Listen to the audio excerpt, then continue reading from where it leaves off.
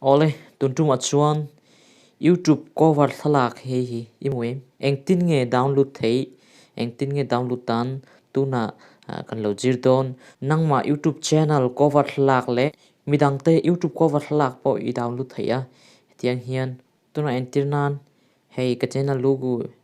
hemo cover thalak hi ka download tona chuan download turin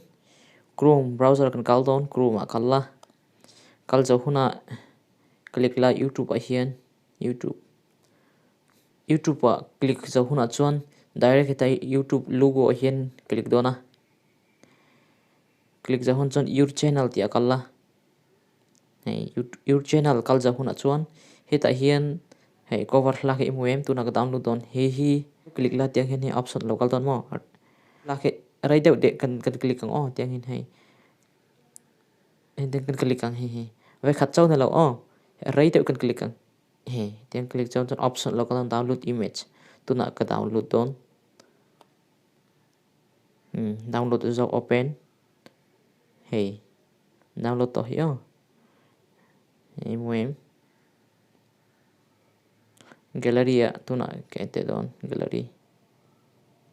hei ka download te chuan tuna midang te channel tuna chuan midang te channel download du chuan enternan in-house production YouTube cover photo hi ka download don mo in-house production dot pathum a hian click la achung a hian click za hon chu share tia chuan copy link like kan copy to heta hian search button a hian heta hian kalla heta hian chuanin pela link ha search ro local to tro search za hona chan heta hian ama loka ite ang khan tela rai dewa heta hian click la mo photo hian he local don option in-house production hi YouTube art le YouTube image YouTube photo hian rai dewa click la tiang hin option local he download image download tia click la ka download chau to tuna chuan gallery ka check down download em ni